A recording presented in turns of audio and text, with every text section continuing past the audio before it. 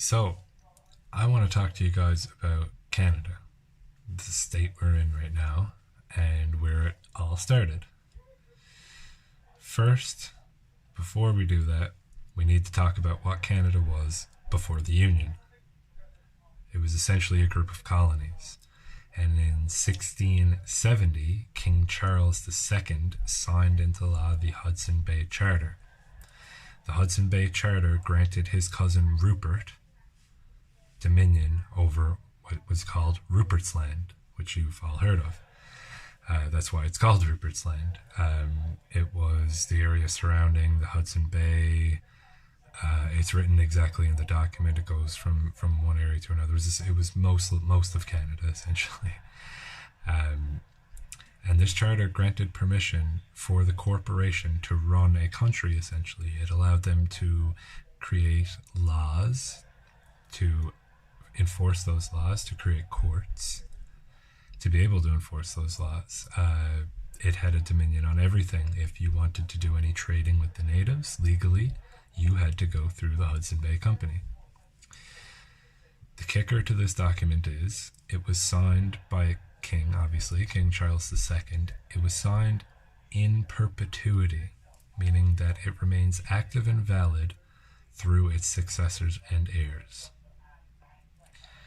So, fast forward to 1867. Now we have the Union. Queen Victoria is sitting on the throne. She signs into law the British North American Act. This created our dominion and granted us authority to create parliament, which means we have the authority to create our own laws and to enforce them, to have courts and the like.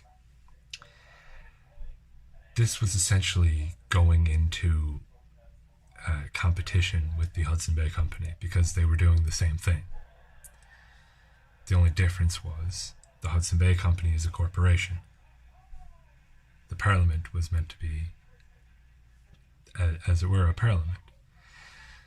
So that competition didn't last very long because a year later, in 1868, the Rupert's Land Act was passed. The Rupert's Land Act was a demand and accepting of the surrender of the Hudson Bay Charter to the Queen.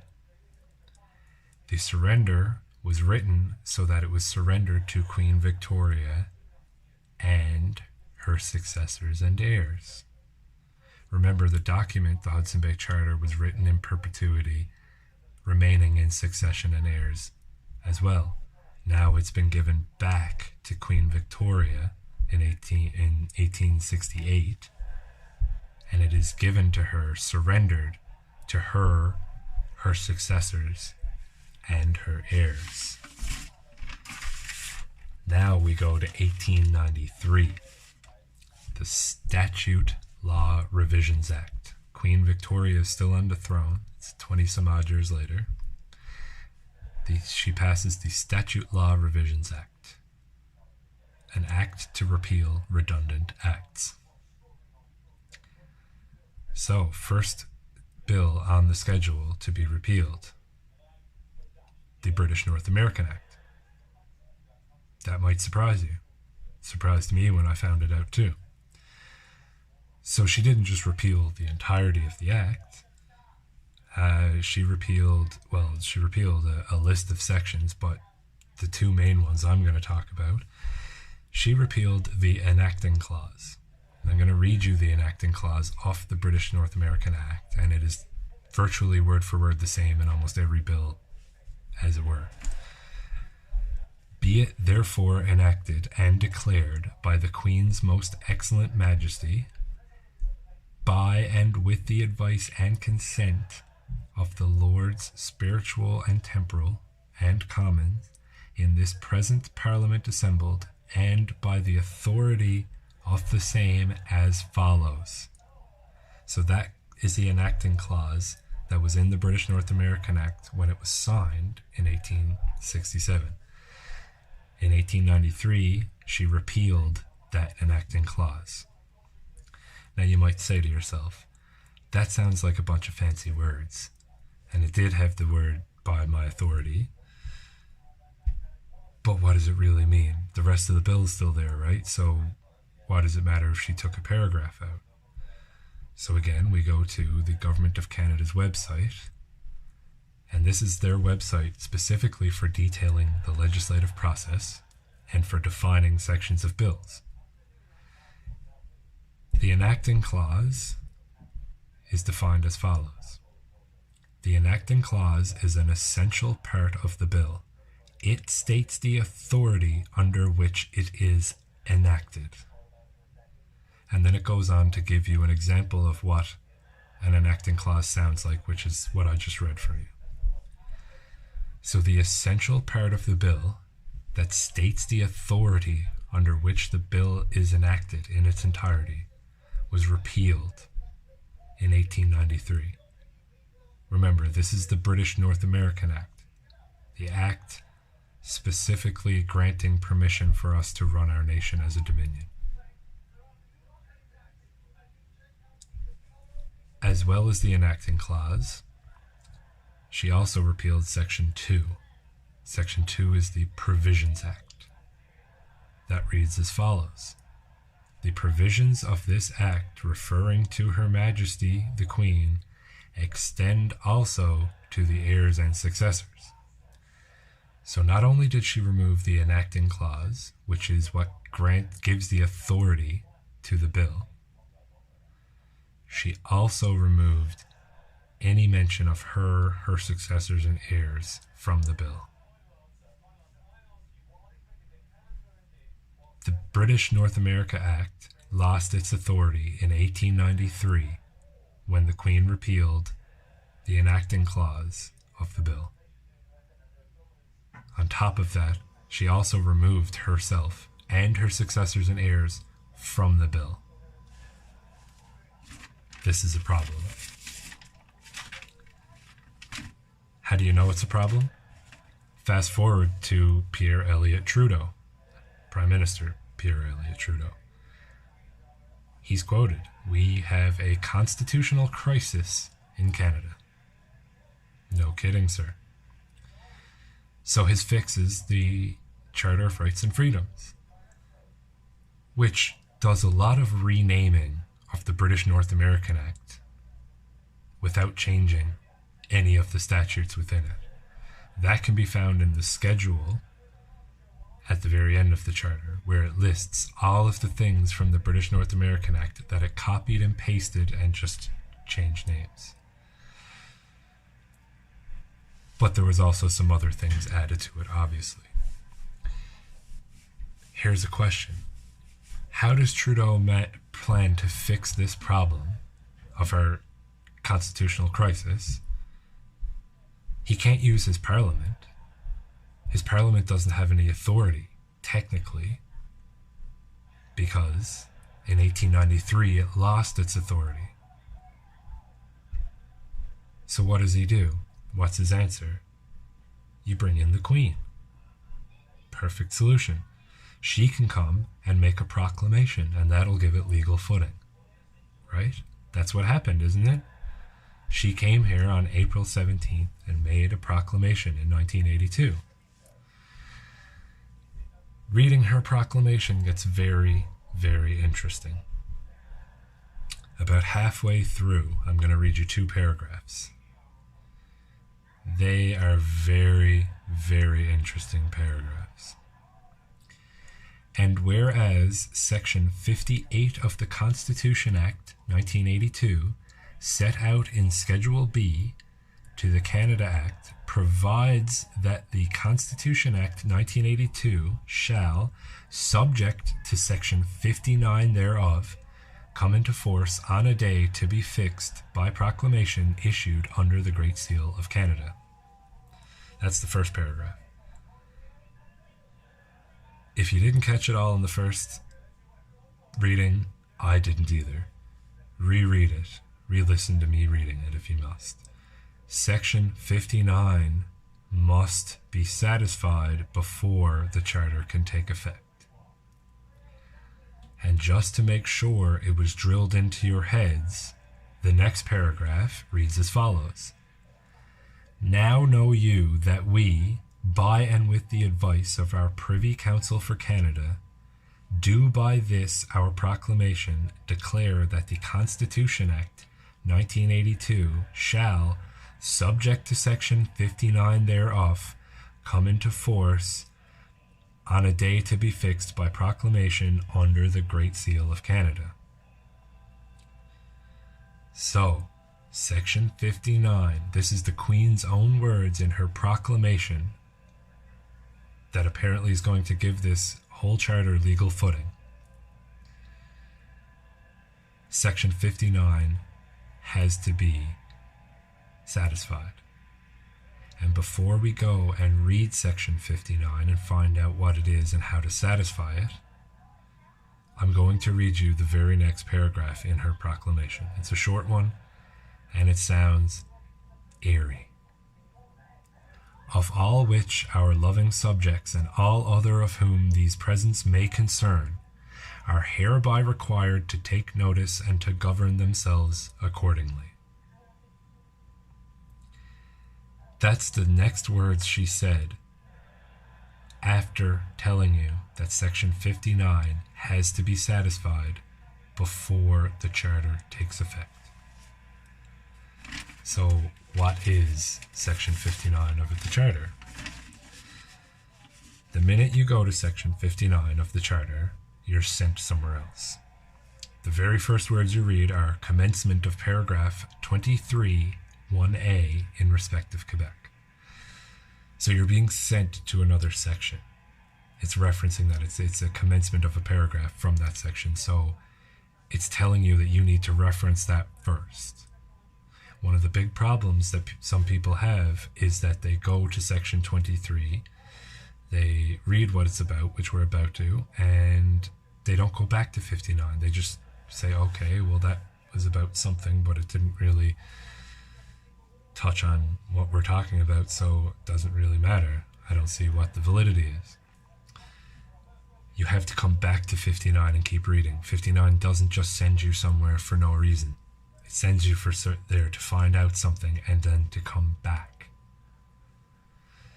So, when you come back, Section 1 of 59 is, paragraph 23 1A shall come into force in respect of Quebec on a day to be fixed by proclamation issued by the Queen or under the Great Seal of Canada. So what is Section 23 1A? This section is a language issue. The whole section, 23 is.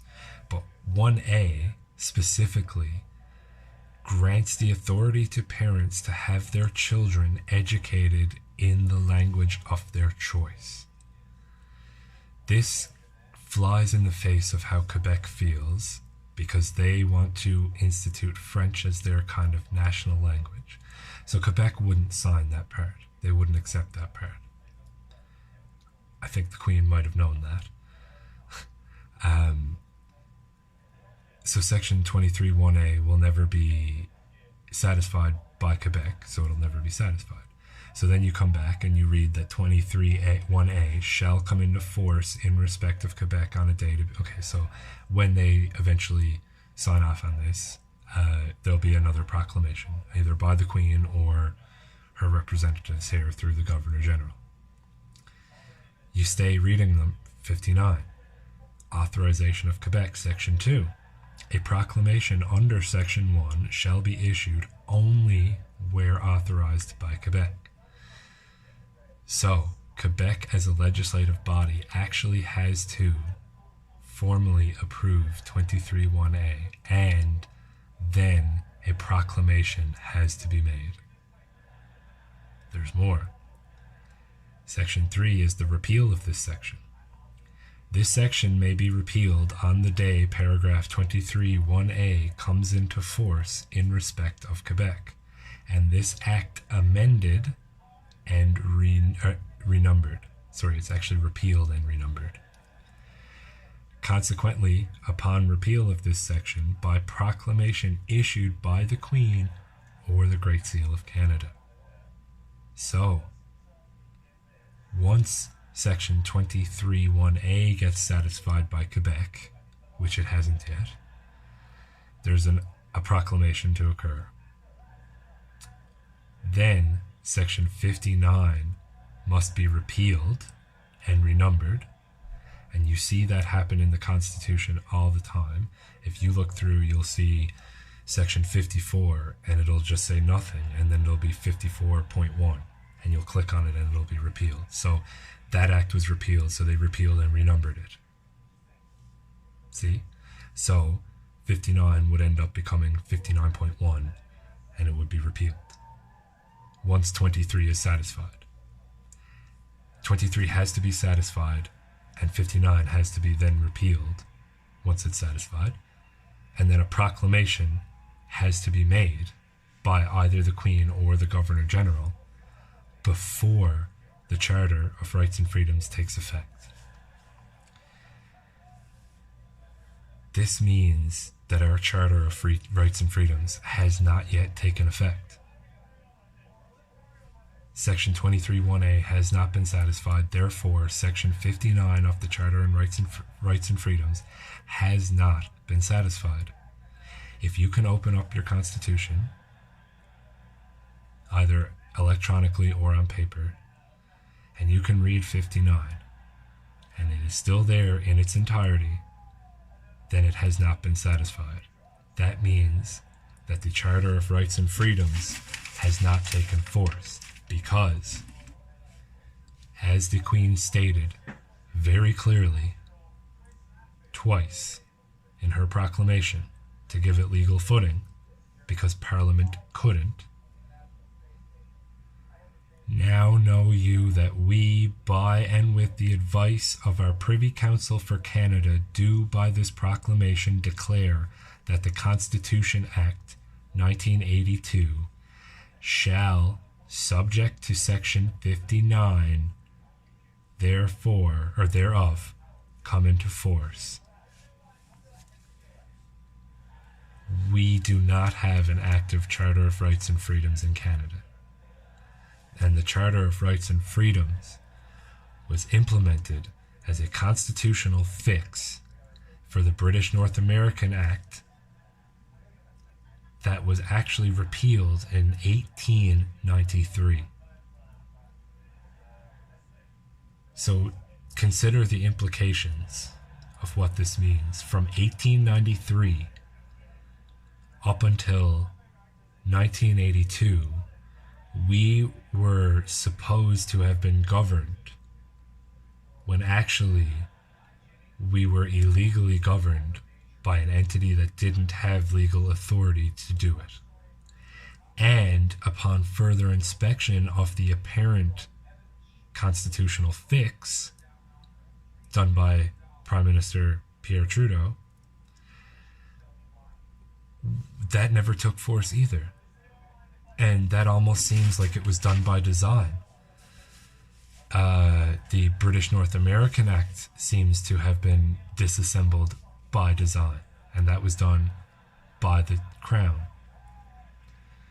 The same Crown who demanded and accepted the surrender of the previous charter. You remember, the charter that has a perpetuity in it. That means that it remains active and is governed by its successors and heirs holding the document, which was surrendered to the Crown. It's quite a timeline, but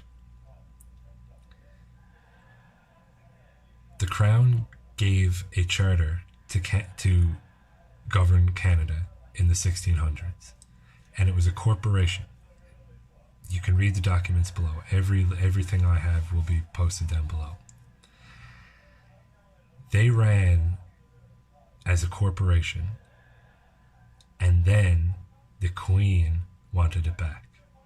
So she created a dominion, forced the surrender of their corporation, and accepted their charter in perpetuity, so she's now holding it. And then 20 years later, repealed the act that supposedly forced them to surrender their documents. For about 90 years, this went unnoticed or unchallenged or unchecked or on whatever. I'm sure people challenged it, but Trudeau came around and expressly said, we have a constitutional crisis in Canada. Yeah, we do.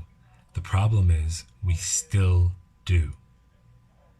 And when you think about the implications of what that means, you'll start to think differently about the people that are supposedly governing you.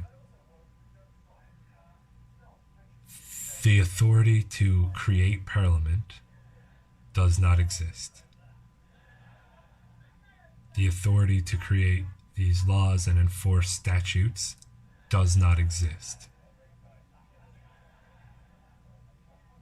This is something that everybody in Canada should start looking into. I implore you to look into this yourself. I will have all of the links posted below, and all of my links are from the Government of Canada, their websites. The only one is the Hudson Bay Charter. That one isn't from a government website, but it is the exact text of the Hudson Bay Charter, and the Hudson Bay Charter is pictured on that website, so you could try to read the old form English if you like, or you can trust that they've translated it. Other than that one document, every other act that I've referenced in its entirety will be posted below, and those links are simply taken from the Government of Canada's website. This is not taken from somebody's Twitter. This is not from the dark web or somebody's conspiracy page on YouTube. This is taken from government documents. All it takes is for you to read it yourself, because you can have as much trust as you have in people, but people lie to you all the time, as I've just pointed out. So take the time to look through the links that I've posted below.